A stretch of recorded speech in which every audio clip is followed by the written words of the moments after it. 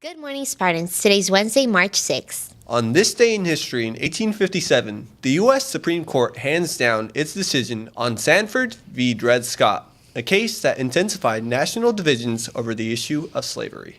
In 1834, Dred Scott, a slave, had been taken to Illinois, a free state, and then Wisconsin Territory, where the Missouri Compromise of 1820 prohibited slavery.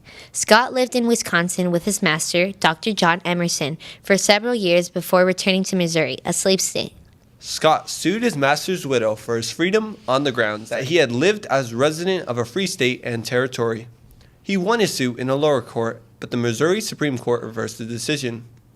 The Supreme Court's verdict further inflamed the irrepressible differences in America over the issue of slavery, which in 1861 erupted with the outbreak of the American Civil War. Today's riddle of the day is this: what's a rich person's favorite kind of nut?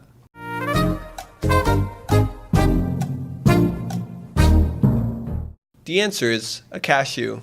Today, we will see cloudy skies early on in the morning with a low of 54 degrees and a high of 66 degrees, and a 50% chance of rain.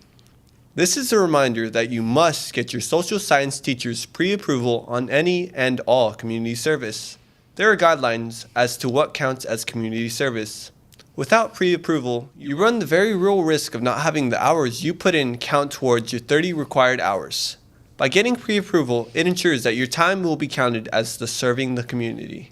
As a general guideline, you should be going outside of the campus of Chula Vista High School and into our community. There should be a benefit to more than 5 individuals. Cleaning a teacher's classroom or filing papers at an individual's office does not count.